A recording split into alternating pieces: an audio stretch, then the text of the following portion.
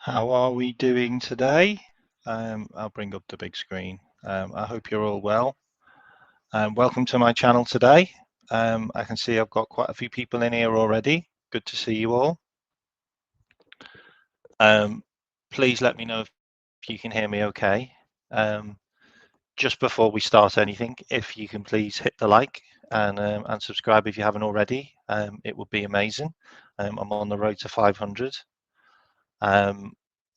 There's so much to talk about again, like every single day at the moment. It's pretty crazy at the moment. I hope you're all having a wonderful Saturday. I hope you're all happy that Manchester United lost on penalties when they thought they'd won, which is always nice. I've got loads of news. I mean, a couple of things completely out of the blue. Like, did we think Brentford were going to sign Fabio Carvalho? This is what I'm saying about our new director of football. Exactly what I'm saying about our new director of football. Like, our business is nobody else's business. Nobody else's business right now. It's interesting. What I wanted to do today is I wanted to go over a lot of news over the last 2 days, because that was since the last show I did. I wanted to cover players that are going out the club, players that have left the club already, couple of players which are leaving, which we know will be leaving. I wanted to go through some other business around some players that have now come back to Liverpool, and there's now stuff that's being circulated around them. I also wanted to talk about some of the players that have signed for other clubs and the impact that has to us. I also wanted to talk about a couple of players that are injured, which is a little bit of a concern coming up for the game tomorrow, which is interesting. I also wanted to maybe talk about one player individually at Liverpool that I feel might not make it under Slot, and he's not played a game yet, which we can go into more detail. And also a couple of links to transfers that potentially we might bring in, because Zubimendi isn't the only guy that we're going to be getting. So we'll have a little conversation around that. Also, it'd be great to have a chat with you guys and girls, see if anything you want to talk about in the chat. I'm going to do an hour today. I know I've done an hour and a half most channels, but it is the weekend, so I'm going to do an hour. If there's any stuff you want to talk about, put it in the chat, and we'll obviously kind of cover that off at the end. So as always, I'm going to jump into some screen sharing and basically give you the news as I see it. Yeah, I'm not making stuff up. Like, it's not fake news. I mean, it might be fake news that I'm reading out, but it's not fake news from me. Paul Joyce has also covered off a few things as well recently, which I think you might be interested in seeing. And if you want to believe what Fabrizio Romano talks about, then you can obviously look at some of his stuff as well. So here we go. Let's start.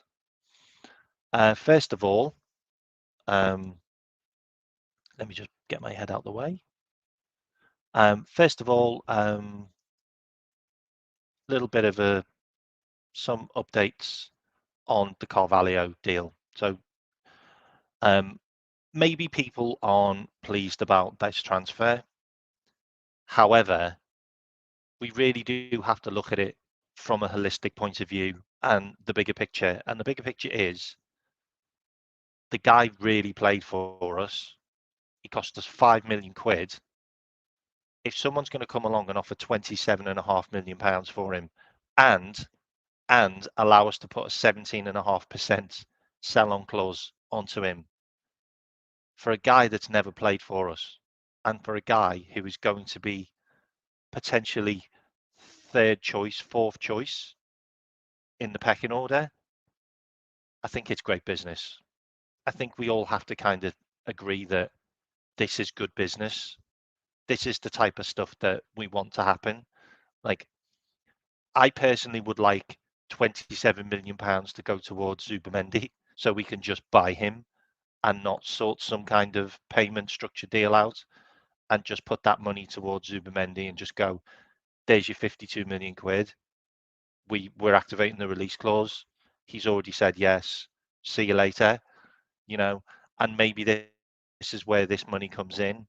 Maybe this is where this money comes in towards going on to the end of another 50 million, which is going towards another player, where you could maybe pay 70 million or 80 million. Like, we have to look at it from a point of view of, is this guy ever going to make it at Liverpool? Does he really fit the system? I get that he scored 2 goals in pre-season, but he didn't look fantastic in all the games. Like, he just didn't. Like, I know he scored 2 goals. I totally get that. But he didn't have a huge amount of input into the games apart from scoring the goals. And you have to look at it from a holistic point of view like this. And they've obviously sat down and gone, this guy wants to play football. We can't give the guy games. We can make a lot of money from him. We pay 5 million. We're selling him for 27.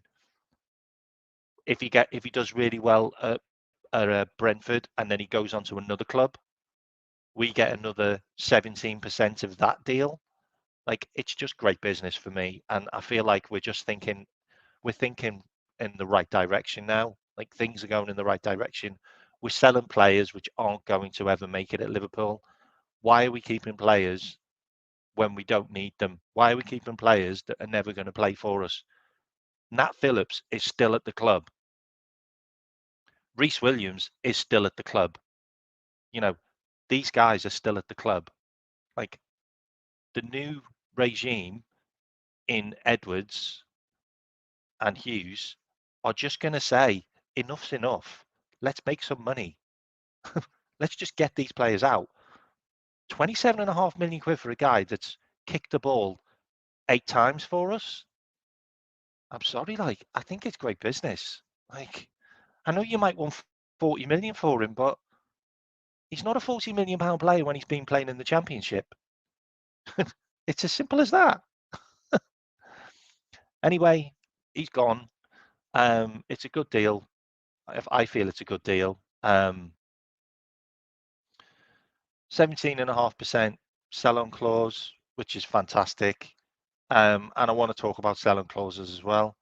I know he did well against Real Betis and Arsenal and Man United, but the guy's never going to get ahead of Cody Gakpo or Luis Diaz. Let's be fair. He's just not.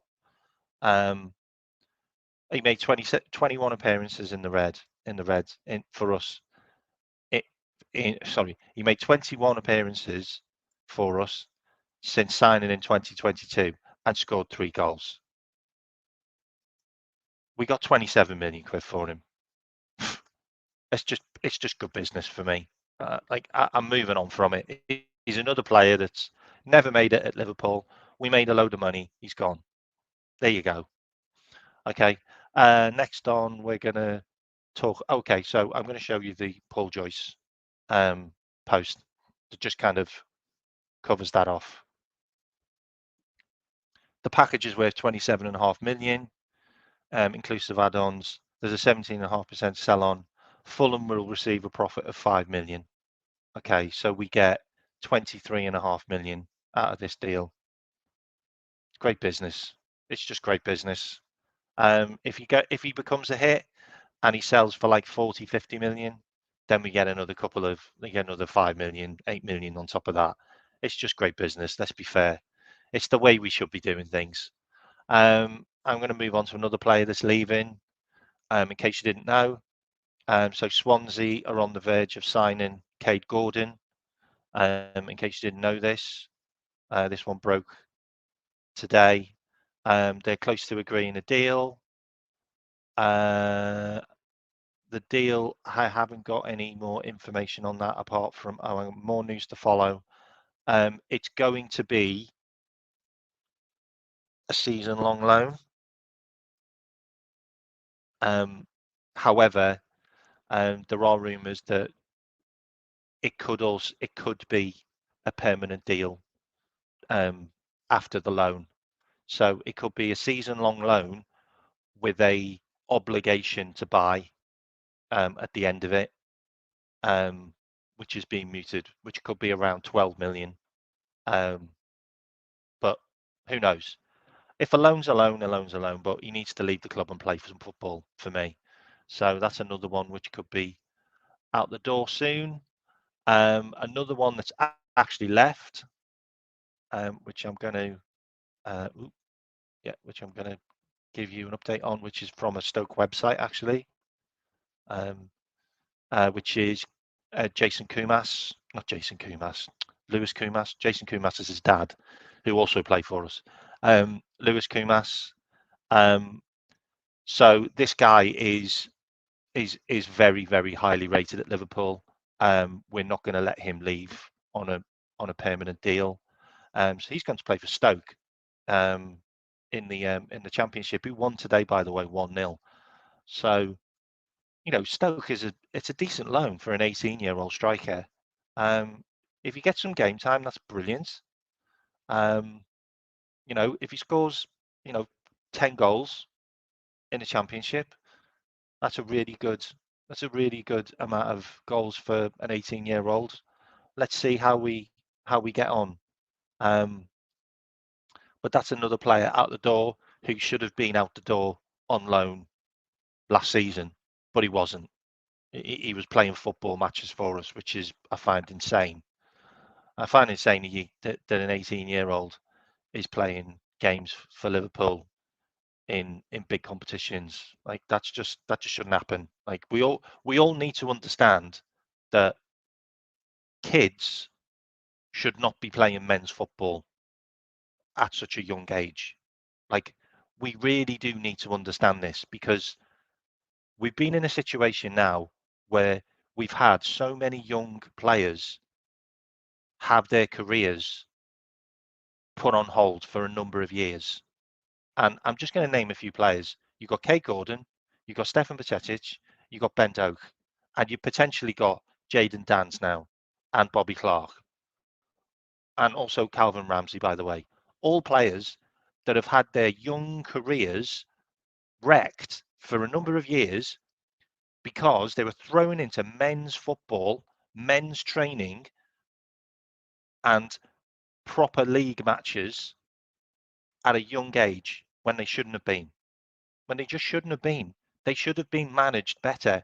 They should have been managed as the young players that they are.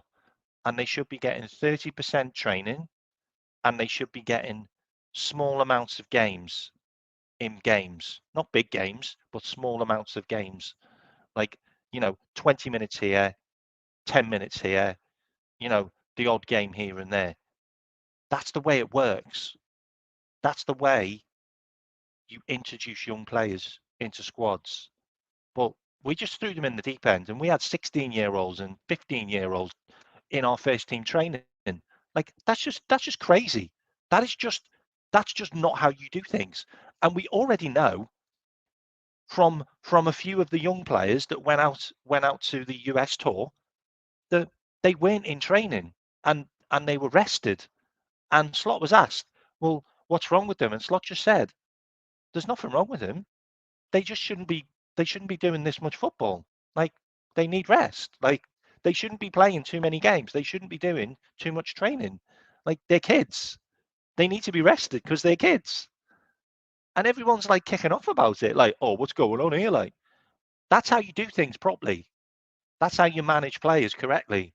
That's how you don't end up with Kaide Gordon and Stefan Bajcetic missing 18 months of a career because you overplayed them, because you introduced them into the first team when they were 17. Like you gave them men's training, which is 80% full pelt, like repeatedly on their young bodies, and they're still growing, and they're still growing as adults. Their muscles, their physicality is still improving, and you're just throwing them in. Like it's scandalous. It's absolutely scandalous. It's something that I've kicked off on for so long. I've been kicking off on this for about 2 years, by the way. This isn't new. Look at watch some of my old videos, because I kick off about this so much. And this is what I need. This is what we need to see now. We need to see players being managed the right way. And this is the reason why we got this manager, because he's got a great record with not killing his players, with not injuring his squads. And this is why there's a lot of players at Liverpool that Slot might not want to keep because of their injury record, because they're not reliable, because they can't handle the rigors. And this might not be Slot's fault. This might be previous managers' fault for why this happens, or it could be the manager before that. It could be this could be because we signed the player because we wanted him, even though we knew he had a horrendous injury record, and then we brought him into our team, and then he carried on with that injury record when we should have seen that a mile away. And this is the reason why we took this manager on board, or this coach, because this is the way we need to do things.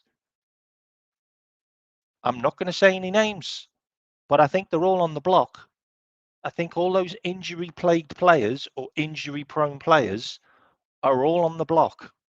And I've got a few stories that I want to bring up about some players. He's not in any of them, by the way, but there are others.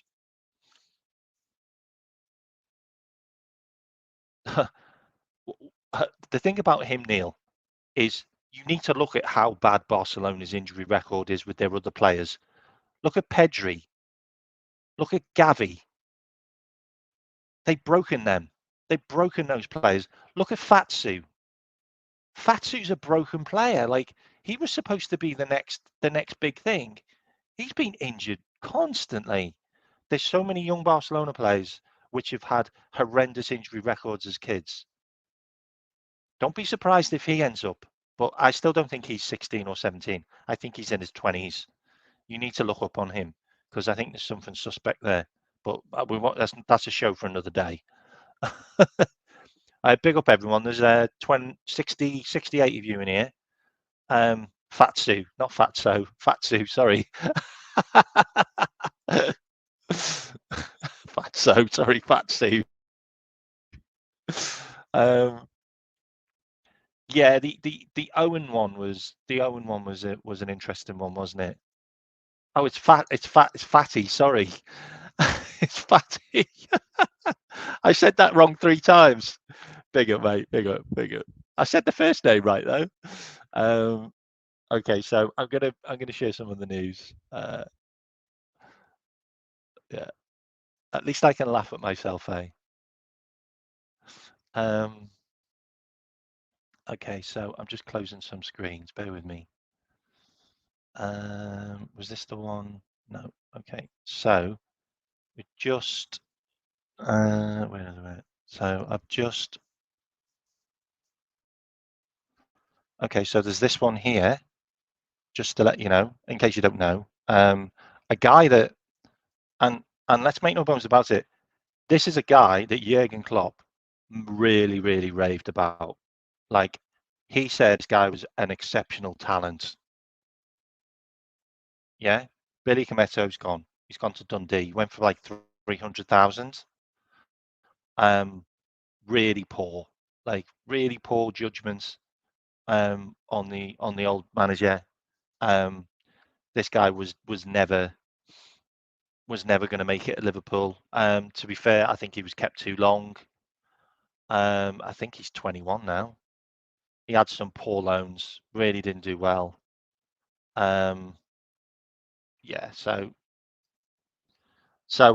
it looks like the Billy Koumetio deal happened because they had a good loan off Owen Beck, and Owen Beck kind of sold Dundee to Billy Koumetio.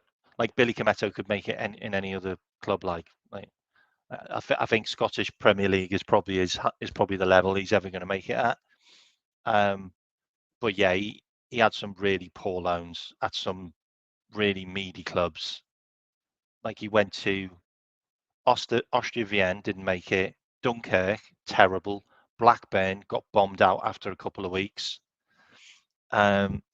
He's obviously off to Dundee now on a permanent deal, so that's another one out the door. So that's another player off the books, which is brilliant news.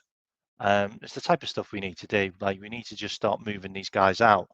I want to bring up some more transfer news as well. I do think this has got legs, by the way. And the reason why I say it is because Juventus are looking for a goalkeeper.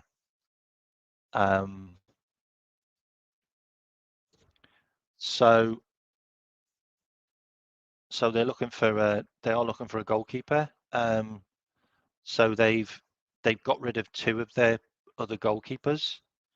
So they're looking for a goalkeeper now.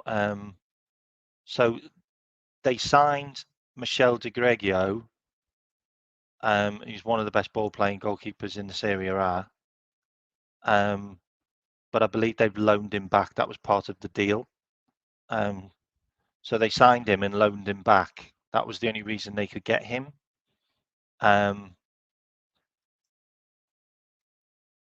Yeah, I know. So maybe it's a deal where they offer. Yeah, they offer Chiesa. That's a good shout, isn't it?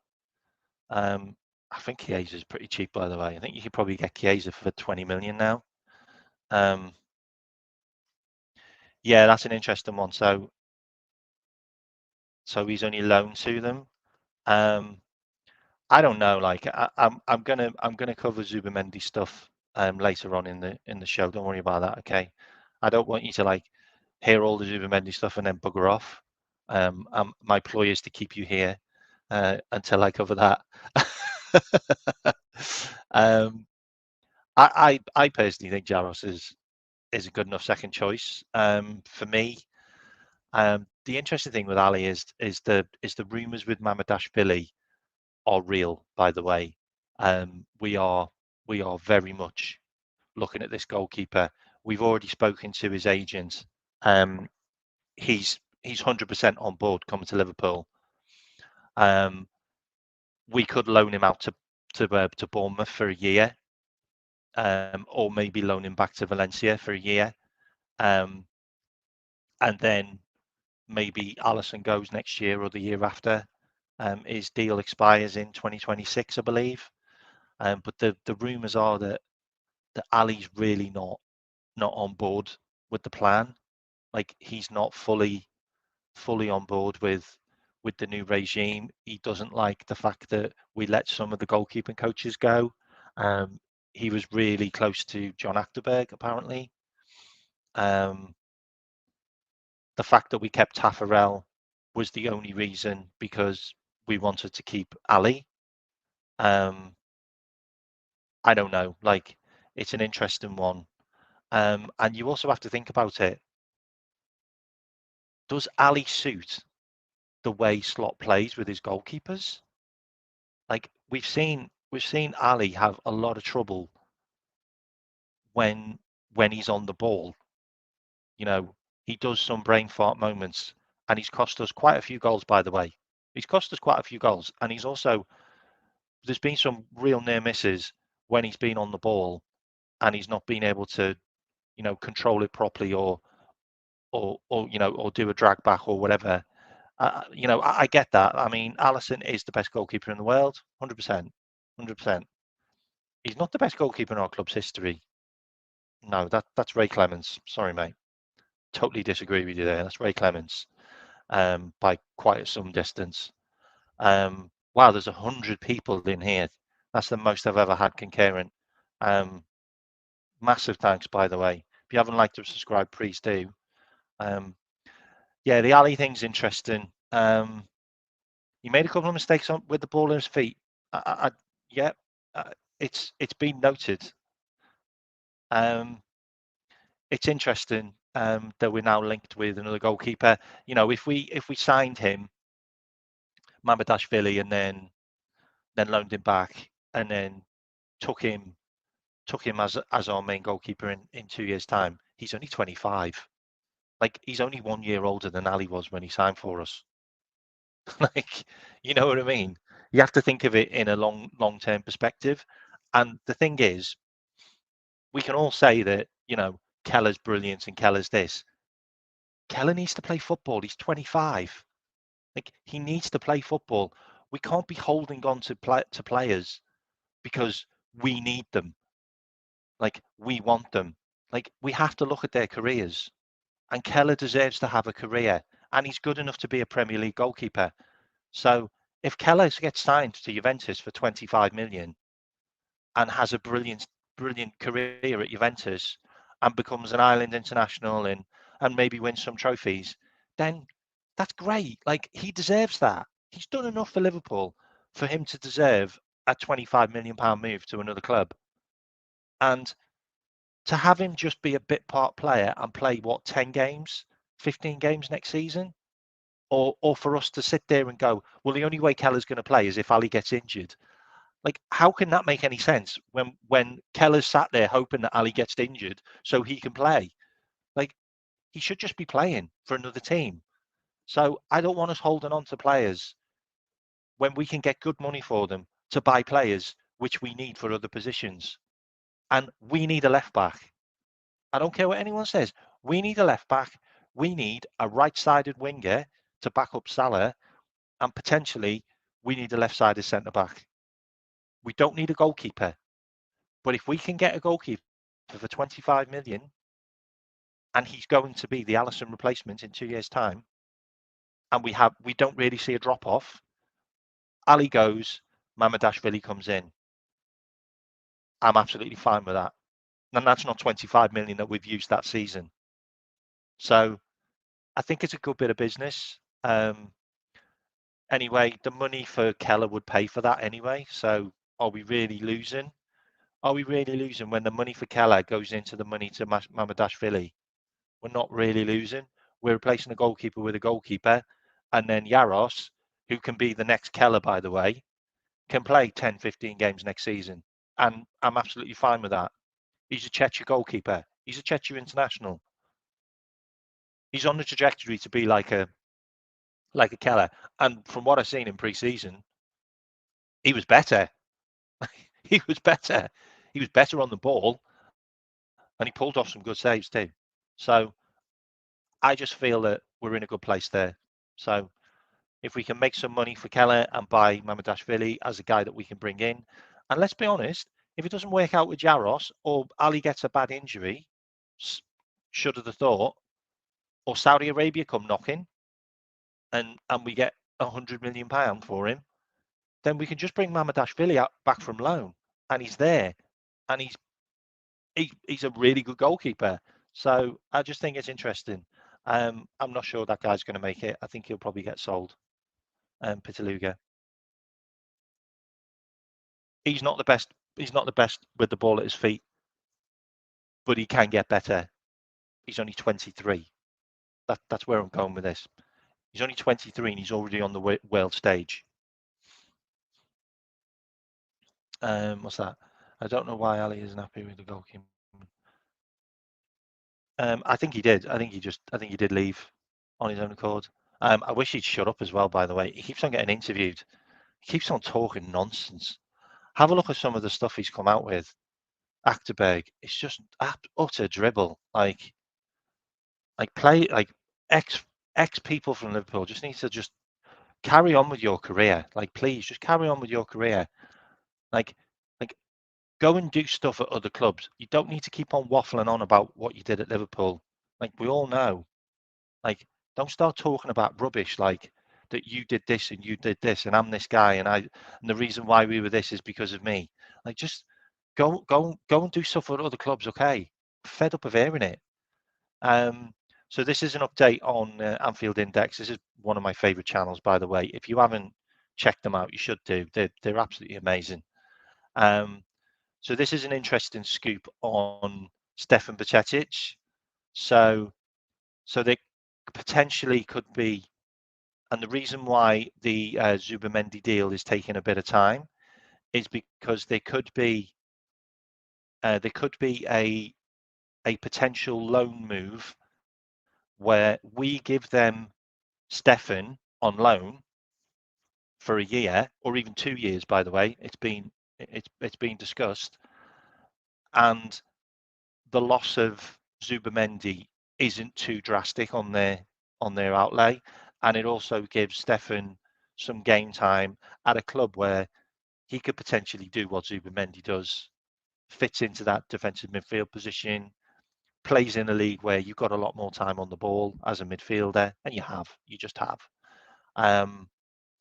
And he speaks Spanish. It's a good fit for him. He'd fit in quite nicely. I think he came from an academy in Spain. Maybe it was Betis, maybe it was Valencia. I don't know off the top of my head. I can't remember if anyone knows that. I think that could be a good loan deal, which will help us get Zubimendi over the line. He said that I think it suits everyone. Yeah, it does. I think it's great. It's a great idea. It's a great bit of business. Celta Vigo. Okay. Big up. Yeah, Celta Vigo he came from. So a Spanish speaker moving to a Spanish team for a year or two would make a lot of sense. He gets some game time, comes back to us when he's 21. It's the age Tyler Morton is as well. So, if he's done well there, maybe he could push himself into the Spanish under 21s or whatever. It just sounds like a great bit of business. Like throwing him into a championship team seems like a bad idea. I think he's quite suited for higher level, maybe Germany, maybe Spain. I think he's suited to a higher level. I don't think he's ready for the Premier League. I don't think he'd get enough games if he went to a Premier League team. Yeah, I've heard that as well. By the way, I've heard about him having a bad attitude in training. I heard he's got a similar type of attitude as Carvalho, which is probably the reason why he got shifted. Yeah, I think Endo and Morton are going to go anyway. You've been calling for the squad. I know we've been calling for years for the squad to need a trim. I mean, the only reason I'm just going to stop sharing my screen for a sec. Look, the only reason the squad got a trim recently is because everybody's contract expired, and we got mad offers from Saudi Arabia. Can we all like understand that? That's the only reason why the squad got a trim, is because Milner, Lallana, Oxlade-Chamberlain, Keita all had their contracts expire, and 3 of those players Jurgen wanted to keep, and he was told by the board, no, these guys are going. You're letting these guys go. And we'd still have Hendo, and we'd still have Fabinho. We'd still have them if it was up to Jurgen. We still have them, and we maybe would have bought McAllister as another midfielder. We certainly wouldn't have got all the other midfielders. It's just a fact. Like, the squad's needed trimming for years. It really has, but it's just never been done. It's never been done. Like, it's only been done because it's been forced. It's only been done because it's been forced. And it's been forced over a number of years. Like, because players' contracts have expired and opportunities have come in, like, as in money's been offered, which you just couldn't turn down. And then the likes of Mane just wanted to leave. Like, Mane just wanted to leave. If Mane didn't want to leave, he'd still be at Liverpool. He'd still be playing for us. Like, we just have to understand that. If Bobby didn't want to leave, sorry, Bobby went on a free as well, by the way. I forgot about that. He tried to keep Bobby. Like, he tried to keep Bobby. Like, he offered Bobby a contract, and Bobby was like, no, I want to go. Like, I need to move on. Like, players need to move on. Like, he just wouldn't let players move on. You just want to keep them over and over again. Like, the only reason why the squad got trimmed over the last 2 years is because players ran out of years on their contracts, but he wanted to keep them longer, and players wanted to leave the club, which is fine. Like, it's fine. Like things need to move. Things need to change. Like, coaches need to move. Players need to change. Like, this is what needs to happen at football clubs. This is how you continue a legacy. This is how you continue to challenge. Manchester City did it. Arsenal do it. All the big clubs do it. Players come and go. But we kept hold of everybody for so long. Like, we've still got Robbo. Robbo's like done nearly 10 years at the club. Like, Robbo's been poor for over 2 years for me. He just has. Like, this guy needs to go now. Like, Tsimikas has been at the club for 5 years. Like, Tsimikas is crap. Like, he's just not good enough for Liverpool. He needs to go. Like, guys need to move on. Like, Joe Gomez had the best season he's had in years, but he's had some shockers before that.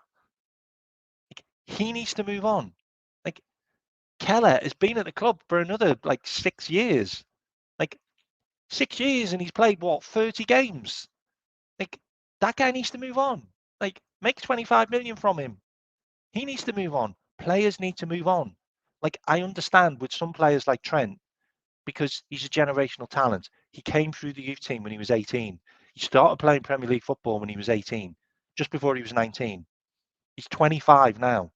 Like, I understand keeping him. I understand keeping Virgil van Dijk. Virgil van Dijk's a very special player who you can't replace really. And he's at an age where, are you really going to get someone as good as him for the money that we sell him for? Probably not. Like Salah, I can understand keeping. Like, there's some players you can keep. You know, if you look around teams like your Bayern Munich, your Barcelonas, your Real Madrids, there's players that will always be around, and they're the ones you keep, like your Modric, your Courtois, you know, the likes of your, Bayern Munich's, where you've got your likes of Lewandowski's, those kind of guys, your Manuel Neuers, there's certain guys that you can kind of keep around, like 2 or 3 of them, but the rest you just move on. Like, you just move on, and you update, you up, when you've got a computer program starts lagging, it gets things wrong with it. What do we need to do with it? Oh, we need to update it. Okay, so I need to get a new version. It's the same with Liverpool. We need to get new versions. Like, we need to get a new version of a left back. We need to get a new version of a left back that's going to fit Slot's system. So we need a left back that's really defensive minded and can slot in as a centre back. Because you've got Trent and you've got Bradley on your right, who are gung-ho attacking midfielders. One can go straight up the line all the way into the opposition's half. One can fit into midfield. And they can both do really similar things, and they're both really good on the ball. Left-sided, you need strength and stability to get up there, but to also come back and tuck in and strengthen at the back. Robbo can't do that. Tsimikas can't do that. It's not in their game. And they're too far down the line to be able to train them how to do it. So you need a new guy. And you haven't got any left-sided cover as a centre-back if anything happens to Virgil van Dijk, because we've got no left-footed centre-backs, which is a huge, huge issue, which will be rectified. Anyway, that's my little point on that, okay? And this is what I was saying about the fact that we've been forced into transfers, and we've been forced into changing our squad. Otherwise, we'd have never changed it. We still have Bobby, we still have Firmino, we still have Hendo, we still have Mane, we still have Oxlade-Chamberlain, we still have Naby Keita, we still have all these players. Like, it's nonsense to think that we'd have sold them. We weren't going to sell them. He wanted to keep them all. He wanted to keep all these players. Like, he never wants to let players go. Like, I know. Hincapié, I'd absolutely love him. Apparently he's available for 35 million. Keep an eye out for that one. Keep an eye out for that one. I don't think there's a better one-on-one central defender that's available at that kind of price in the world right now. Sensational player. Alphonso Davies is going to Real Madrid, mate. Naby Keita cost us 54 million, and we waited a year for him. And Naby Keita's literally just been kicked out of his club. Crazy.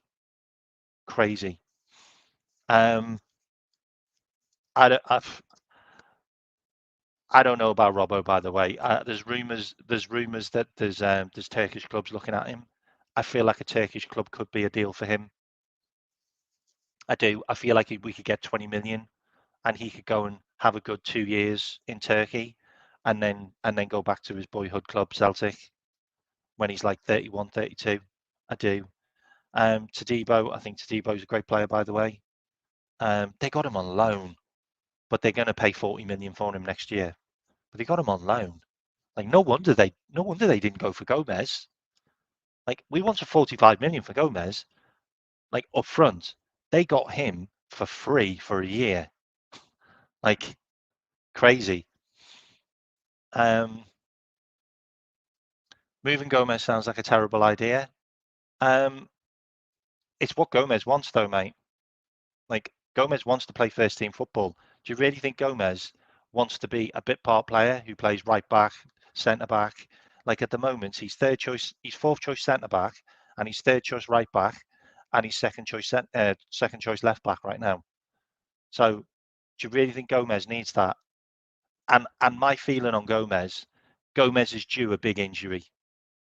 Gomez is due a big injury. Like if you just look at the data, Gomez is due an injury. Like it was an anomaly that Gomez didn't get injured last season. It just was. He played so many games and he didn't get injured. So, and he's six choice defensive midfield. I know, mate. I know. He won't get played as a DM, mate. Um, I don't think we're signing Gordon. I don't think Gordon's come to Liverpool. I don't think so. I think that was just an opportunist thing that came up where Newcastle kind of threw him at us. That wasn't. I don't think there was a huge amount from Liverpool's end until it actually landed in our inbox. I would say it was probably Newcastle reaching out to all of the clubs in the Premier League saying, "Would you like Anthony Gordon?" Um, I would say it was a panic by them because they needed to hit the PSR. Um, I don't know. I'll answer some of your chat in a minute. All right, guys and girls. There's 127 in here. It'd be amazing if you could hit the like and subscribe if you haven't. I'm on the road to 500. I started this probably about a year ago as just a chatting to my mates, basically. But it's kind of blew up a bit now, and I seem to have a lot of followers and a lot of people are interested in what I talk about, which is brilliant. I talk about all this stuff to my mates on WhatsApp and on other channels. So to do it on mine is fantastic, and it'd be great to have you on board. If you're a new subscriber, please let me know in the chat, and we'll all welcome you and say hello. This isn't a subscriber only chat, so you can just let me know if you've subscribed in the chat, and we'll give you a wave, say hello, join the family. It'd be great to have you on board. I'm going to start sharing screens again. Where am I? Here. Okay. So the Stefan thing I've just covered. I wanted to talk a little bit about Darwin Nunez. So it looks like Darwin Nunez is now back on social media. So he's ended his social media blackout, and his posts have now appeared to put an end to him leaving. I mean, he scored 36 goals in 96 matches, by the way, just in case you didn't know. Like, he scored 18 goals in all competitions last season, which wasn't a bad year, but he hit the woodwork 14 times. Like, 14 times he hit the woodwork. That is insane. Isn't that not just insane? Like, so just put it into perspective. 14 times he hit the woodwork, yeah? If you add 14 onto 33, then you will get 43. You'll get near 50 goals. So 50 goals in 96 matches, they're good numbers. Like they're really solid numbers. So it's interesting. If he just stop hitting the woodwork and score them, you're putting him close to 50-50, like, 50% goals to games. And they're the kind of numbers that Jota does. which is insane, isn't it? If you just think about it like that. So if we can get him to stop hitting the woodwork next season, because maybe he's going to have some more breath left because he hasn't ran half the pitch and done all the other stuff at the other end of the pitch before he gets to the goal, and maybe plays it to him in a better position, or we just make sure that he's in the centre of the goal. You score more goals if you're in the centre of the goal. It's just a fact. If that's what we can do, then we're golden. I'll big up John Miller. Welcome to the channel. If we can all welcome John, that would be great. New subscriber. Good to have you on board. Yeah, and also 4,000 offsides. I haven't actually done that bit. Wasn't it really interesting though that like he only really started going offside towards the end of the season. Like the second half of the season, he went from missing and hitting the woodwork to just being offside loads. Like it's just an interesting one. 86 over the crossbar. I'm not digging on him, all right. So he's got my full support next year on the slot, because I might do a show actually where I talk about how Slot has improved strikers at his previous clubs. I might do a show on that. If you think that would be interesting, let me know in the chat, and I'll do a show on how Slot has improved players, and I'll go into some of the players that he's improved. Maybe do a little bit of a synopsis on the manager, on maybe what he can do with certain individuals. For example, Nunez. For example, Diaz. I'll have a look at that. Maybe I'll look into that. I've checked Nkapie last 2 seasons, 1 goal, 1 assist both seasons. Do you think he doesn't need output, mate? You don't need output from a defender. Like you don't need to have output from a guy that's going to be doing a lot of defensive work. And that's the reason why I feel like if we got him on the left-hand side, that would be ideal as a Robbo replacement. I just think it would. What's Paul got to say? Sorry, Paul, hang on. Let me just read your message. I've always been on record that we... You know what, Paul? So have I. If you remember that Jerry James show, when I said him and Diaz will be a flop. And that was a long time ago that I said that on Jerry James. And I said, you can cut me on this. Those two will not work at Liverpool under Klopp. They might work at Liverpool under Slot, but I said they wouldn't work under Liverpool at Klopp. And I was right. And so were you, mate. Okay, so that's the Darwin Nunez piece. I'll do a little bit on Zubimendi, just in case you didn't know. There was a lot of work that got put in by Arsenal on Zubimendi. Okay, so the North London side summer window. I've seen them bring in Calafiore and continues to search for more additions. Okay, according to Football Transfers, Arsenal have been left frustrated, having agreed personal terms with Zubimendi earlier this year.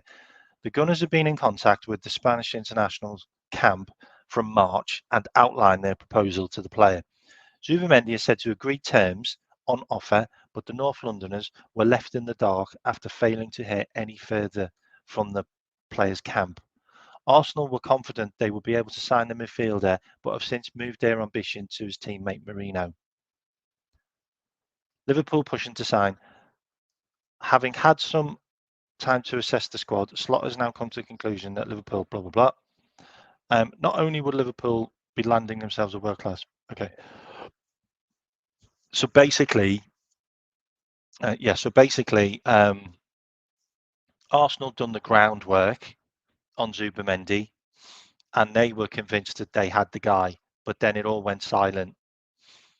And then they switched track and went to another player in Merino. So it looks like they might get Merino, by the way. And Liverpool came in, turned his head. He had his head turned by Liverpool, by the way. And the new news I've got as well is just in case you didn't know, Slot is also involved in this deal. Slot's got input in this deal as well, by the way. This isn't just a committee. This isn't just an Edwards and Hughes going, yeah, I really want this guy. I don't care what the head coach wants. The head coach has also said, I would like Zubimendi, and he's got input into this deal, which is really interesting. And it's only been 2 days, by the way. Like, it's literally been 2 days since it got announced that that we were in for Zubimendi. Maybe 2.5 days. That's how quickly this has happened. And I think what we need to understand as well is we didn't know that Carvalho was going to go to Brentford, but this deal's done, and he's already having a medical tomorrow. Like, he's having a medical, I think it's Sunday or Monday. So this is how quick things have moved. But it's not really how quick things have moved. It's how quick things are moving without anybody knowing, because we have a media blackout. Like, we don't air our dirty laundry anymore. Like, only the media only know what we want them to know. And we obviously wanted them to know about the Zubimendi stuff because we did a press conference about it and we released it to the media. So we must be so far down the line that we are sure that this is going to happen. I know Zubimendi's been offered all kinds of stuff by his club, but this is just a last ditch chance to try and keep him to stay. But now we're talking about, well, okay, he's leaving, he wants to leave. You obviously don't want him to put in a transfer request and force a move because he doesn't want to taint his legacy at the club. So we'll throw in Stefan Bajcetic on loan for a year. You've got a guy that can come in and maybe do a job. You've got an opportunity to get one of our players because you're missing midfielders. So we're just in negotiations now. This might take a couple of days, but apparently this deal should be announced by the weekend. So we've got another day left. Okay, so don't worry. If it doesn't happen, by the way, if it doesn't happen, and I'm going to bring up Paul's name on this, I'm convinced that our second option is Varela. I'm convinced that Varela is our second option. And I'm really convinced that we've already had conversations with Varela. So if we don't get Zubimendi, we just move straight for the Varela. I'm convinced. I'm absolutely convinced. So that's what I think. I think Varela's also an unbelievable choice. Like, fits into a slot system perfect. We were also heavily linked with Bruno Guimaraes. Guimaraes is the number one choice for me to go into that position in a slot team. But if you've got Guimaraes, Varela, Zubimendi, you've got 3 A-star stellar midfielders that just go straight into that team and just make our team better. They just do. They just make our team better. So if we don't get Zubimendi, then we go and get Varela. It's as simple as that. I've got every confidence that we'll get someone to fill that position. What else I want to cover? Okay, I wanted to cover this as well because this has popped up, which is interesting. I find this quite interesting because this guy has been on our radar for a long time. His name is Andre Silva. He didn't have a great Euros. He really didn't have a great Euros. I think he did an own goal and he was at fault for one of their goals in a game that Portugal lost. But it didn't really matter because it was like one of those games where they'd already won the league and they played all their reserves basically. So there's a 51. Sorry, the Zubimendi stuff's in there as well. But this 20-year-old Portuguese centre back, he's got an 85 million pound release clause, but apparently they're willing to accept 60 million for this guy. He's a left-footed centre back that can also play the type of football. Antonio Silva, sorry. Antonio Silva. I love everyone correcting me. It's great. It's great. Keep on correcting me if I get names wrong, because I'm speaking really fast, so sometimes I just miss out the words. Yeah, I think he's a quality player as well, and he can get better. He can get better, can't he? The only problem is he's been a first team player for Benfica for 2 years. Is he going to want to come to Liverpool and be backup to Virgil? I'm not sure we're going to be able to sell him that. So it's an interesting one. Yeah, I know. If we're going to spend 60 million or 80 million on him, then you just go and spend 80 million on Bastoni, don't you? And just throw him in as your left back. You just do. Like, it'd just be sensational, wouldn't he? Yeah, he would replace Virgil van Dijk in the future. What's that? Look, we can't afford a guy like that unless we sell. Well, we are selling. Edison's been on. I don't think Edison's really been on that list. I think Edison may have just may have been something that we looked at. But it looks like Timo Coopermares. I might have said his name wrong, by the way. It looks like he's now gone on strike, so he's forcing the move to Juventus, which means that deal will get done, which means they won't sell Edison. Big up, keep it real, by the way. Yeah, I know he got tiered a new one, didn't he, in the Euros? He did. I'm not going to lie, like he did. He did look really poor at the Euros, but he has been really good for Benfica, and they have been in the Champions League, and they have basically pushed Sporting all the way to the league. Like, I think they were a couple of points behind them in the league. We need to sell him the project. I agree. As a long-term successor, 100%.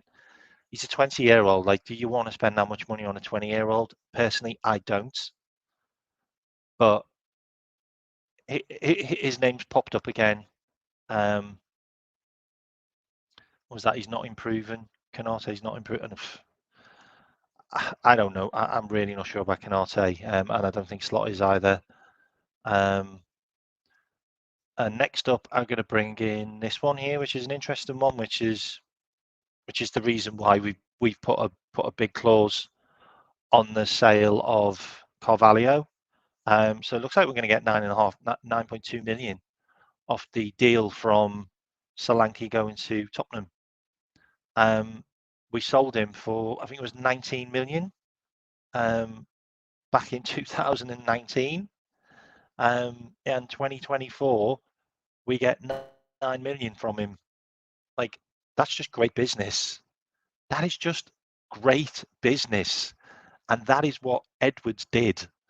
So if you think Hughes is going to be any different, then I'm afraid you are wrong, because he's going to be exactly the same. Because Edwards wouldn't have got him in if he wasn't doing the stuff that he did. And you can already see that Carvalho's got a 17% clause on him. A number of players are going for a lot more than they should be. You know, we're turning down bids for players. Like, when did we ever turn down bids? Like, I never seen Liverpool turn down bids for players in the last 4 years, because no one bidded for our players. No one bidded for them. So no one turned them down because we never had any bids. So this is a good one. This is another 9 million in towards some deals. This is an interesting one about Nunez. So Liverpool, I mean, I don't really trust this website, by the way. It sells you hopes and dreams sometimes, but I just want to show you some of the stuff that's in there. So despite showing flashes of brilliance, his goal tally, 33, 96 appearances, blah, blah, blah. Orange Slot suggests that Zubimendi's on cards. The club's recruitment team have also scouted Anthony Gordon, Nico Williams, and Mohamed Kudus. The Mohamed Kudus one's interesting, and the reason why I say that is because West Ham have basically bought a load of players that go in his position. which means that they might see something that we don't, or they might know something that we don't. And Kudus might be someone that we could be looking at after West Ham have reinforced for that position. He's really close to our assistant manager, who was a coach at West Ham, and also Slot knows him from when he was in Holland. So he's been a fan of him for a long time. So you don't know, he would be an expensive player, but he scored 19 goals last season in all competitions. He can play left side, right side, and up front. He can also play attacking midfield, and he can also play in midfield. And if you really want to play him, he could probably play as a wing back. He is so versatile and such a good player. It's an interesting one that we may look at. So yeah, the Nunez bit, upcoming season, blah blah blah blah blah. Where is it?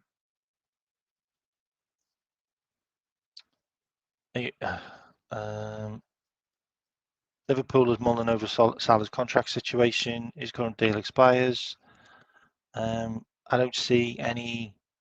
See, that's what I mean. Like, the website didn't actually say anything about Darwin Nunez leaving. It just said that we'd looked at other strikers.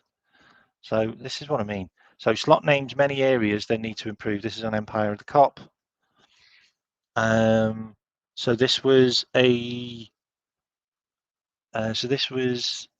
from Liverpool. I'm aware that there are many areas in which we can and must improve and develop. The players know that too. They also have high standards, and I expect to see that improvement in the coming days and weeks. So this is from Arne Slot, who's actually said this. So he's obviously talked about positions that we need to improve in, but that doesn't actually say that we're going to sign loads of players. Like, that just says that we're looking at positions, which is basically another bit of just a bit of nonsense in it. So that's Billy Koumetio. I've already talked about that. This one's interesting. This was in Barca News. So this is in Barca News. Yeah, this was in Barca News today. Barcelona are working on the signing of João Cancelo from Man City. He's available for like 20 million. Barcelona, Real Madrid eye Trent Alexander-Arnold. So they're looking at Trent. So this has been brought up again. It was interesting, the Michael Owen interview, if you haven't heard it. Michael Owen's mental as well. He said Man City will finish 4th. Okay, that's absolutely nuts. He said Man City will finish 4th. But what he said is he hopes Trent doesn't make the mistake he made. So he feels like he went to Real Madrid too early and he made a mistake going there. And he kind of tainted his career, tainted his legacy at Liverpool because of it. And he also said there's probably only one club which would actually turn the head of Trent, and it is Real Madrid, because they do that to everybody. It's just an interesting one, but do you really think Carvajal is gonna leave? Is gonna be sold? Like, Carvajal's 32, but he was outstanding in the Euros, and he's been outstanding for Real Madrid last season. I still think they'll get another 2 years out of Carvajal, and maybe they'll get Trent in 2 years' time. I don't know, but we'll see. But yeah, Trent Alexander-Arnold is extremely unlikely to leave Liverpool. His future at Anfield's beyond. Such a move would suit Barcelona. God knows what they're going to pay him with. Like, they can't afford to pay any wages. So they're going to sign Cancelo probably. So this is just a load of nonsense as well, really. I also wanted to share this, which I thought was brilliant. If you haven't read it, there's a new training there's something that's been introduced into training already, which is really interesting. Just have a look at Carvalho's goal. There you go. That just got us 27.5 million. Well done, mate. In case you didn't know, there's a new piece of training. So with the previous coaching staff, there's a new piece of training which has been taken away. So I'm going to skip to the main bit here because this just talks about the old stuff. Okay, so the Dutchman wasted little time in instilling his methods on the squad. Let me just close that. Instilling his methods on the squad, but one eagle-eyed Liverpool fan on X has pointed out one big change that he's enacted already into training. In the latest instalments on Liverpool's Inside Training, it shows a clip of players getting involved in rondos. However, Watch LFC pointed out an interesting observation. Slot has banned the players from doing back heels, drag back flicks in rondos, the account wrote. Under Klopp, all the players used them when the space got tight, but Slot and his coaches now want players to open their bodies instead. How many times have we talked about players not opening up their bodies? How many times have we talked about this? Opening up your body and giving yourself more options in front of you and being more confident on the ball to see what's around you. How many times have we talked about our midfield going backwards or sideways because they're worried of losing possession? So this is something that's already been introduced into training. The account also noted that Joe Gomez, who had recently returned to training after being part of England squad, forced into the middle of a rondo after successfully pulling off a flick. Slot's approach on to rondos isn't the only new thing he's brought into Liverpool's pre-season. I'm also going to bring this up as well. What is it? A video posted by the club appeared to show some of the squad playfully punching one another. Another showed Greek defender firing a gun into a gun range, at a gun range. Liverpool have enjoyed some successful pre-season results, victories, slot side, blah, blah, blah. Okay, that's got nothing to do with that. I want to bring this up. Okay. Where is it? Early this week, he insisted he is relishing the challenge. He had blah, blah, blah. However, it appears he may have to win over some fans when it comes to explaining his pre-season. The clip emerged social media, players punching one another. Meanwhile, Costas Simicast posted an image. Okay, that's ridiculous. Commenting. Slot is actually, this is garbage. Another said, Slot encouraging straighteners. We are so back. A third had a PGML shaken when they. This is just ridiculous. Like, okay, who cares about that?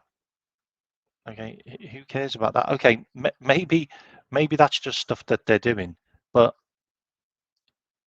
if you look at that, so if you look at this from a holistic perspective, yeah, of the Liverpool players dodging, so they're dodging players, yeah, so they're dodging players that are going to come at them, okay, so they're moving.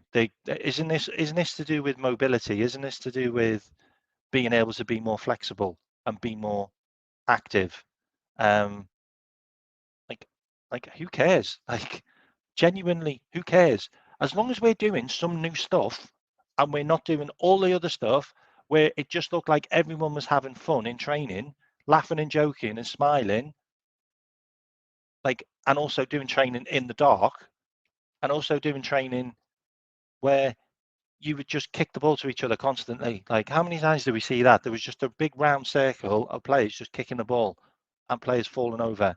Like, I'm sorry, but some of our players do need to be stronger. Some of our players need to have more core strength. There needs to be more strength in our midfield. Like, we need to be stronger on the ball. Like doing new things in training is a good thing because it means that we've got new coaches that have got new ideas. And I agree. Slotter's ticking every box for me, 100%. Like, have you not watched the video of the goalkeepers? Of the goalkeepers that wear goggles, so their vision is so they've got like a real tunnel vision with the goggles. This is brilliant bit of coaching because what that does for you is it means that the goalkeepers have to be more vigilant and be more aware and have to move their heads more to look at things around them.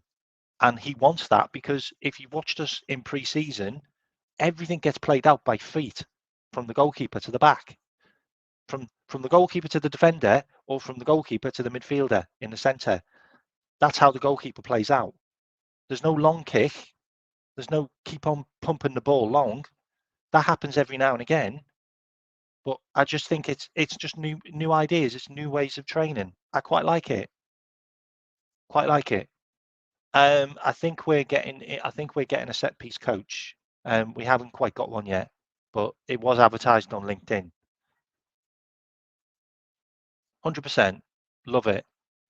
Fresh, enjoyable. Yeah, 100%. And you have to look at it as well, by the way, from a training point of view. How well have the players understood the tactics and the way Slot wants to play already? It's only been a few weeks and it looks like a different team. Like, we play different football now. Like, and the players have got it on board already. And if you're doing that with the reserves, then we should be really, really like optimistic about the main team. It's interesting. At least he's not brought in professional pickpockets. Yeah, true. That's a good point. That actually. So I've got update from Fabio Romano on Zubimendi. So the Zubimendi stuff is where is it? According to Romano, believe that this is pretty much done and dusted. Apparently, we are okay. So Liverpool know that Zubimendi believes that this is the opportunity of his life. He is really attracted by the club, the history, the badge, but also the project with Arne Slot, the board, Michael Edwards, and Richard Hughes. How encouraging is that? How encouraging is that to see? Like, we all sat there, and I know a lot of you thought this as well. We're not going to be able to attract big players anymore because it was the Klopp pull. It was Jurgen that pulled all these players in. Was it? Was it really Jurgen that pulled all these players in? Or was it Liverpool? Because Liverpool FC is one of the greatest teams in the world and has been for so many years. Exactly. It's the club. It's the badge. It's playing for a historic club like ours that have been so integral in so many amazing games, amazing competitions, amazing finals, and won so many over the years. Before Jurgen, before before managers of my time, history, the legacy. We can get back there. I believe we can get back there. Like I said it when Jurgen said he was leaving, that I felt the next guy could be the Paisley and Jurgen was the Shankly. Said it a long time ago, and as soon as Edwards was due to come back, I felt like we were ready. I felt like we had everything in place. We had the infrastructure. We've now got the fourth biggest football attendance in the league. We were way down the pecking order behind Aston Villa, like at one stage. Now we are the fourth biggest ground in the league. You know, that's huge. That really puts us at a different level. Like it does, you know. And we're now doing deals left, right, and centre, like £300 million worth of business in deals with some major Fortune 500 companies, Fortune 50 companies. This is huge. Like, we've got World Cup winners in the club. You know, we're potentially going to have a Euros winner in the club. Like, this is what we need. This is what Liverpool's about. This is what we should be about. Anyway, I've done an hour. I hope you've enjoyed the show. I had over 126 concurrent viewers today, which is amazing. You know, I'd really like to kind of grow this channel and have more and more subscribers and people watching. I enjoy it. I'll try and do it daily, permitting. I work for a massive company and I do a lot of stuff from home, so I don't have a huge amount of time, and I'm also moving house as well at the same time. So my time is quite varied, but I will try and do daily shows between 12 and 2. So just keep a lookout, and we'll see how it goes there. I hope you enjoyed the show. There's a couple of other things I could cover. Let me have just a quick update. Just see if there's any more breaking news that's maybe happened. What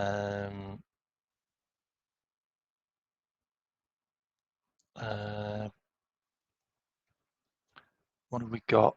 Liverpool hold concrete talks after player. Okay, so this happened 3 minutes ago. Okay, so there's a Zubimendi update and the Reds. Okay, so I don't know whether this is fresh. Let me just share my screen. So this has just happened. All my comments have just disappeared. Oh, there they are. Sorry. Yeah, Luke Chambers has gone to Wigan. It's an interesting one because they've now got Calvin Ramsey and Luke Chambers, both sides, as left back, right back, which I think is interesting. I've literally just, so this one has just happened. So let's see. Ooh, where is it? Sorry, not that. It's this one. Sorry, this is literally just happened. So I've just okay. The Reds. Okay, according to Florian Pettenberg, Liverpool have officially informed the Liga that they are in. Okay, this could be old actually. This is just regurgitated news. Yeah, forget that. Yeah, forget that. Sorry. I can't see any more updates. There is an update that Newcastle are looking at signing Rabiot, who's a guy that's been linked with us on a free transfer. That's a deal that could happen. Actually, I could go through a few things that have happened across the league, just for a couple of minutes. So De Ligt is going to Man United, and also Mazraoui because Wan-Bissaka has gone to West Ham. That's going to cost them like nearly 50 million, by the way, for those two players. Man United just pissing the money away. Love it. Brighton midfielder Bonanotte, who I think's a decent player, by the way, has gone to Leicester on loan, which is an interesting one. They probably took him on loan because they were looking at Ben Doak as well. Yeah, 45 million plus 5 million add-ons for De Ligt, and 15 million plus 5 million for Mazraoui, and that's from Bayern Munich. So that's like nearly 55 million. Obviously, Dom Solanke's gone for 65 million. West Ham have got Jean-Claire Todibo on a loan with 40 million fee. Sami Omorodonu is in Chelsea. He will sign a 7-year contract. He will become their 47th player to sign. They've got 47 players on the books. Like they've just signed Pedro Neto for 63 million. Does anyone think that Pedro Neto is worth 63 million in the chat? Because he got 1 assist last season and 3 goals. Like the absolute hype for Pedro Neto is beyond. Pedro Neto only plays well against us. The absolute hype for that guy is unreal. It's unreal. Like he's made of quavers. Like Chelsea can spend 63 million on him because he'll be broke like Reece James in match day 5. Crazy. Absolutely crazy. They've got Mudryk and him on the wing. Like the pair of them got 1 assist last season each. He's got 1 good knee. I know, but he needs both legs. Yeah, does anyone think that Samu guy is going to be any good for them? He played in the Olympics. He's had 1 good season and he didn't play at a good team, by the way. Raheem Sterling, Juventus are looking at him. Leicester are also looking at Wilfried Zaha on loan. De Gea has gone to Fiorentina on a free. Barcelona are interested in selling De Jong for 60 million and bonuses included. So Manchester United won't pay 51 million for Ugarte. They only offered 43. Wolves are replacing Pedro Neto with Carlos Forbes. And if you don't know about Carlos Forbes, he played for Ajax and he came from Man City's academy. So Man City are probably going to get some more money. If you didn't know, Man City have sold a load of players, by the way, like a load of players. I'm just going to give you a rundown of who Man City have sold recently, because Man City are doing the stuff that we are now going to start doing, and they're just selling players that are just, they're not needed. Like they're just not needed at the club anymore. Okay, so Man City have signed, okay, just in case you didn't know, Man City have signed a guy called Claudio Jeremias Echeverria, who is an absolute monster in Argentina from River Plate for 12 million. That happened this window, if anyone knows about him. And I think he's 18. He's 18 years old. And he's gone back to River Plate on loan. So they're doing another Alvarez deal, by the way, because he cost them 12 million as well. And they sold him for 82 million. Players that have gone out, this is who they've sold. So Finley Burns has gone on loan to Hull. Micah Hamilton, who was a 20-year-old nobody at them, has been sold to Middlesbrough for 3.5 million. Thomas Galvez has gone to Lask on loan. Alex Robinson, who's a 21-year-old attacking midfielder, has gone to Cardiff for 1 million. And Mamadou Souchou, who's a Spanish kid, has gone to Peterborough on loan. Callum Doyle, who's a left back who's really highly rated, has gone to Norwich on loan. Jan Kotu has gone to Borussia Dortmund on loan with a £25 million obligation to buy. Dario Sarmiento, who's a 21-year-old winger, has been sold to Tigres for 1.3 million. Liam Delap, do you remember him? Liam Delap, 21-year-old striker. He's gone to Ipswich for 15 million. Sergio Gomez, do you remember him? Left back, Spanish left back. I think he played in the Olympics. 9 million to Real Sociedad. Taylor Harwood-Bellis, 22-year-old centre back, never played for them. 20 million to Southampton. Tommy Doyle, midfielder, 7 million to Wolves. Like seriously, like Man City know how to do business. And this is what Liverpool are going to do. Liverpool are going to start getting rid of players that have got no future at the club. They're just going to start getting rid of players that have got no future at the club. So I'm going to go through our squad. Okay. Goalkeepers, Becker, Keller, Yaros, Pitaluga. Pitaluga and Keller will probably be sold and Mamadashvili will be brought in. Okay. I can see that happening. I can see maybe Henry Daves coming in to the as their choice goalkeeper, maybe. But Keller will get 25 million for. His market value is 15 million.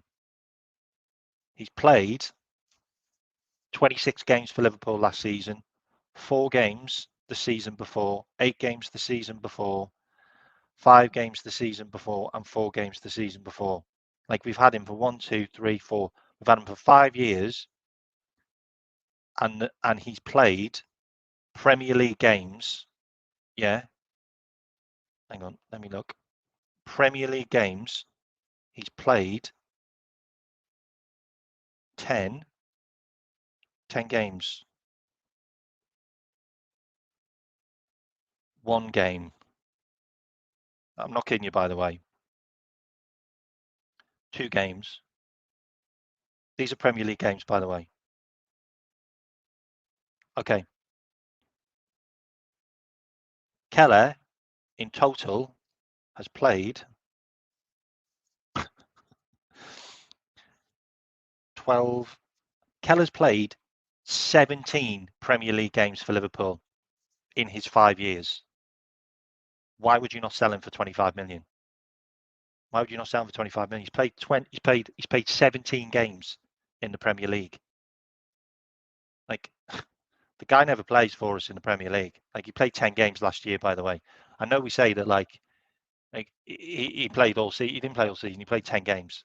Alisson played quite a lot. Anyway, there you go. That's just my input on Keller. Defenders, Virgil van Dijk, Andy Robertson. I think Andy Robertson, he's valued at 30 million. I think we could get 20 million for him. He played 3 games. Oh, hang on, sorry. He didn't play 3 games. What we're talking about. Premier League. Last season, he played 23 games last season.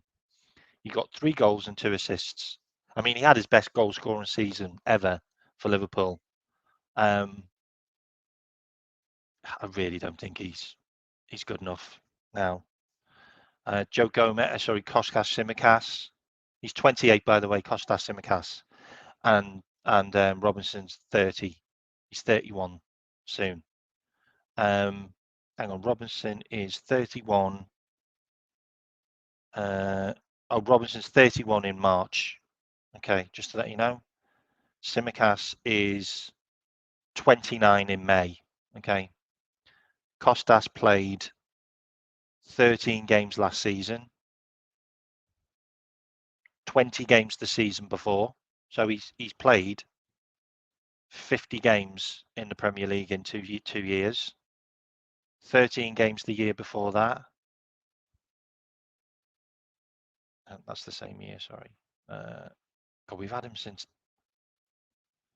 Wow, we signed him in 2020 and we never played him once. Kostas has played quite a few games for Liverpool. He's played 25 games last season in total and 28 games the season before and 26. So he's played 60, 70. I mean, in total, he's played over 70 games in total, Kostas, in 4 years. But obviously, he's played about 35 games in the Premier League in 4 years for Liverpool. Has he really moved the needle? Has he really made us any better? He's never scored a goal for us.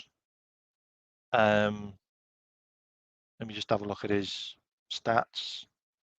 He got 3 assists last season in 13 games. He got 3 assists in 13 games last season. I'm just doing Premier League, by the way. Sorry. He got 4 assists in 20 games the season before. He got 2 assists in 13 games the season before that. You also have to think as well, a lot of Kostas's assists are corners. They just are. Like, he doesn't produce many assists from open play. I think we can do better. So I think we can do better than him and Robbo. Gomez, I could just talk about Gomez. 51 games last year for Liverpool. His best ever, by the way. Year before 31, year before 21, year before 12, year before 43, year before 25. You know, he's had a lot of games for us in the last 2 years. Like, it's hard not to want to keep him around. He's still only, I think he's 27. He's 28 in May next year. He's worth keeping around. Like, I don't doubt that. Don't doubt that he's not worth keeping around. We got 1 assist last year. He got no assist the year before. He got 1 assist. I mean, Joe Gomez has got 4 assists in his entire Liverpool career and never scored. Like, is that ever going to move the needle? I don't know. Like, I don't know. I don't know how Slot will feel about him. He's pretty good at passing, but he's not amazing on the ball. I don't know. It's an interesting one. Konate. Give you some numbers on Konate. He played 37 games last year. He's injured a lot. Like, he's injured a lot. 24 games the year before, 29 the year before. Konate's only played 70 odd games in 3 years, and he's supposed to be our first choice centre back. Like, he's injured a lot. Like, he's just injured a lot. Like, it's a real shame. He's 25. He's 26 in May next year. I don't know. Sept, give you some numbers on Sept. Sept played 33 games last year and got 3 goals for Mainz. Year before, I've got to be honest, guys, he's really not played a lot of football. He played 33 games for Mainz and scored 3 goals. The year before, he was at Schalke, played 9 games, 1 goal. Year before that, he was at Preston North End, 50 games, 2 goals. And then the year before that, 16 games. And then he was at Liverpool and he played 4 games. Like, this would be Sep's breakout year. For me, he's valued at 10 million. He's 22 years old. He's 23 in December, by the way. So he's going to be 23 this year. He could be a guy that we keep around as our 4th choice. I'm absolutely fine with that. Nat Phillips is 27, by the way, just to let you know. He's valued at 3 million. We turned down 4 million for him, which I find mad. He played 18 games for Cardiff. He was crap. He played 8 games for Celtic. He was crap. He played 5 games for Liverpool in 2022. 18 games for Bournemouth. He was pretty good. He got them into the Premier League. The season he played really well for us. He played 20 games in 2020. He's played less than 30 games for us in his whole career. Just get rid of him. Reece Williams, he played for Aberdeen last year. He was crap. Went to Blackpool the year before. He was rubbish. Swansea, he was rubbish. Liverpool, he was okay. He played 20 games again. Get rid of him. He's 23. Like, just get rid of him. Obviously, Quansah's 21. Connor Bradley's 21. Connor Bradley's 2022, July next year, so he's only just turned 21. Midfielders wise, I mean, the only guy who I could see us really set, I'll give you Tyler Morton's numbers. Tyler Morton, Played 41 games for Hull. He was good. Scored 3 goals. Blackburn, 46 games. He was good for them. Liverpool, he played 9 games. He's valued at 7 million. If we could get 20 million for him, it's a steal. He's valued at 7 million. Endo, oops. That's it. I'm not going to talk about it anymore. Okay, done. All right. Anyway, hope you enjoyed the show. I'm out of here. It's now, I've gone way past an hour and 38. 54 of you in here watching. Hope you've enjoyed the show. My mouse has just stopped working, so I can't actually close the show. I need to go away and plug in a mouse. Hang on. I